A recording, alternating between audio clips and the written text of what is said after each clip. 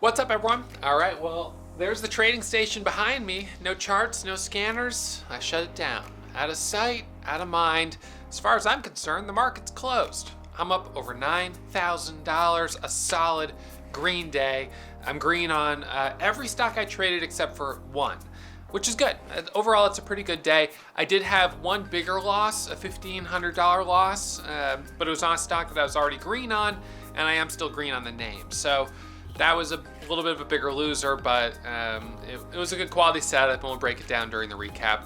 Overall today, some solid momentum, biomedical suppliers, the coronavirus continuing to be a catalyst. So we'll talk about that. And as always, questions, comments, leave them down below. Make sure you hit that subscribe button because I go live every single morning right around 9:15 to do a quick pre-market watch list on YouTube. So you guys should tune in for that. And as always, I will see you first thing tomorrow morning. Bye, everyone.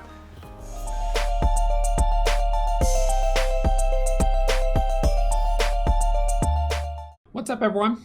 All right, so we're going to do our midday market recap here. It's about 11 a.m. and I'm done for the day, up $9,611.72, which is a great day. I was up over 10 grand and I pushed my luck with a 5-minute flag pattern on ENLV, lost 1,500, and then made back about 1,000 on my next trade. So overall, a good day. It would have been nice to be finishing at the high, but again, I also could have walked away this morning up $920 after my first trade on MNVC. So MNVC was the first stock I traded today. Obviously, the market is gapping down substantially this morning on news over the weekend that the coronavirus has continued to spread and the number of new cases each day is increasing. So this has caused concern in the overall market. So we can look at the SPY, S&P 500, and you'll see this sort of large gap down on the daily chart all the way back down to this level here. So this is actually the largest gap down we've had in quite a while. Since like August of last year. So, that's substantial. Clearly investors are a little shaken. Gold is up.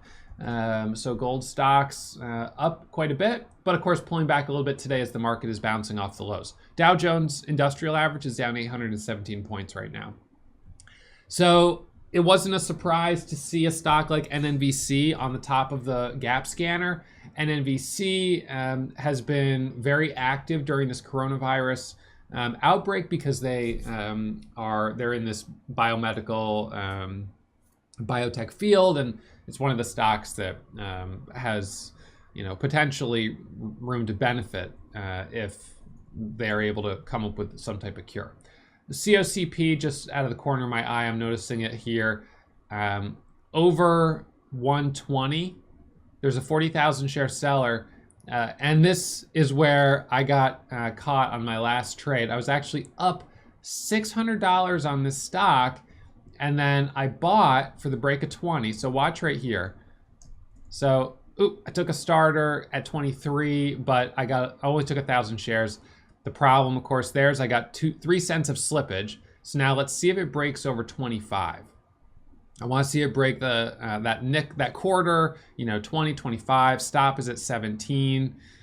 Be about $50 of risk. Upside potential if it breaks over 25, then we might get a move up into the 30s. So now I'm going to stop out $30 of loss. So this has been a choppy one in general. The cleaner setup probably would have been like right down here around 17, but whatever. This one has just been tricky. So anyways, let's go back to MNVC. So MNVC was the top of the gap scan. So this is the one that I was watching. Oh, of course, this is just the way this one is. I'm going to put it on something else so I don't watch it. MNVC, top of the gap scan this morning, gapping up 52%, 2 million share float. And my first trade on it was buying this dip right here. My entry was at $10. So I bought this at $10. That was my very first trade on it. Now, it popped up but it didn't really do super well, which was kind of annoying. And so I sold as it popped up to 10.06, I think it was. I made $60 of profit on my first trade. And I was like, all right, well, $60 of profit. This is a pretty slow start to the day, but I got back in. And so let's look at this on a very short time frame. All right, so this was how the day started. All right, so first trade was right here. Hit a high of 10.08 and then drop back down.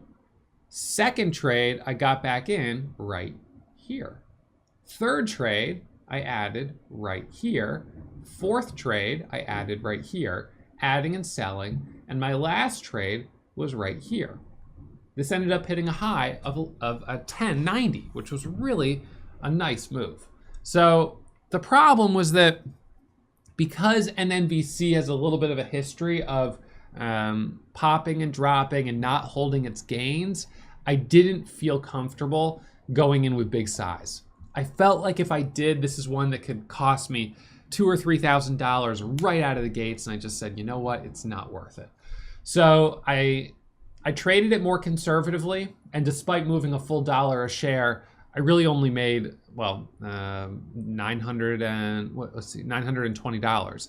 My biggest share size on this was, I took one trade with 6,000 shares, and I made 10 cents on it, and all the others were 1,000 shares. So relatively small size. All right, so that was MNVC. So that was my first trade of the day. Second trade, GNPX. GNPX, back on the scans. We were trading this and watching it over the last few days. Today, I said, well, I'm interested if it can break over if it could break over yesterday's high of 545. It was not able to do that on the first kind of breakout, but then it did come up to that level and it broke through it. So my first entry on this, I had a couple of trades. Let's see, my first trade, we can go down to the shorter time frame just to help you kind of see that pullback. Again, I also see this 8 HPI popping up. Nice move there, up to a high now of 48, under the $0.50. All right, let's see. So go back on this. All right. So this right here, that was the 95 spot. Okay, right. My first entry was where was it? It was right here. That was my first entry. So I was buying this little pullback. We got a little pullback, a pop up from 58.60 up to 60.70, and then another micro pullback right here at 68. That gave us a pop here up to 74, then a consolidation, another little pullback here, 75 for the test of 6. We got the test of 6, then a pullback. Then it breaks through 6 a little prematurely on the 1-minute chart. I thought it needed more of a pullback here, but it ended up working. And so what I ended up doing here was adding at 615. It squeezes up to 639, is halted, opens, pulls back. I add at 650. It rips up to 672. Really nice trades there. Although I did end up giving back a little bit of profit right here, buying, thinking it was going to break over 70. So I gave back about $600 on that trade, which was kind of disappointing. But then it came back up, and I bought this pullback right here for this rip up to highs. But again, kind of not breaking as far as I wish it had. So a little choppy there. All right, so I'm going to take those lines away. All right, so that was GNPX. So that was the second stock I traded. All right, so after those two trades, I was up, the two trades on MNVC and GNPX, I was up just about 3,000.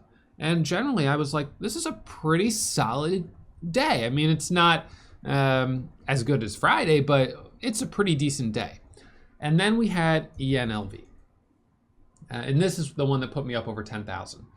ENLV was a big momentum stock pre-market from 11 all the way up to 17, but then retracing. And by the open, it was back down at 11.50. I didn't think it was going to give us any opportunities. I really didn't. But you can see here, on the break of VWAP, I took the trade. Now I didn't want to buy this below the VWAP, but as it broke through the VWAP, that's where I took my entry. So let's go back here. So that was right around here for the break of 13. All right, and it squeezes up to 1380, it gets halted, it opens higher, I add, and then we rip up to a high of 1540. Another micro pullback, and then a pop up to 1610. Another micro pullback and a pop from 16 up to 1694. So I was up over $8,000 on that stock. It was fantastic. But then I took a 5-minute setup on it. I bought the first 5-minute candle to make a new high right here. This was a valid 5-minute setup. We had big green volume, light volume pullback, and I bought the first 5-minute candle to make a new high. Unfortunately, the pattern failed. It did a false breakout. And my entry was right here in the middle of this candle at about 34, because that was the first 5-minute candle to make a new high, 1534. It hit a high of 1550. It really needed to break this level here, and it didn't.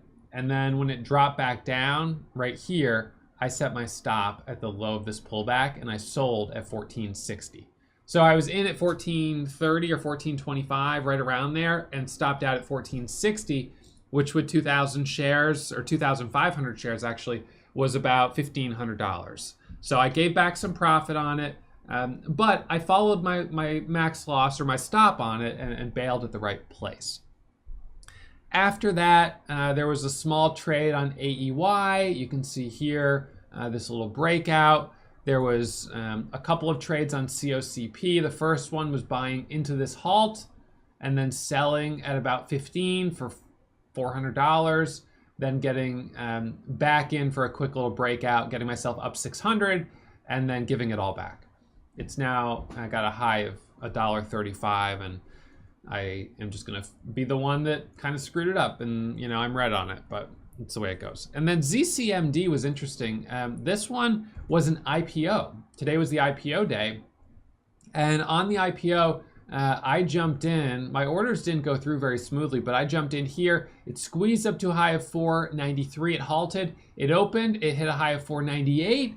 Couldn't break that level. I stopped out as it came back down with profit, and then it ended up flushing. So that's the way it sometimes goes. But overall, today is a good day. Now, I'll tell you that it's easy for me in this moment right now to feel like I was up over 10,000. And now I'm up only, well, 995.81. And that doesn't feel like, you know, obviously as much as I was up earlier. And yet, an hour ago, or an hour and 20 minutes ago, when I was up only $3,000, I was thinking that maybe this was just going to be a little bit of a slow day and we weren't going to see a lot of momentum.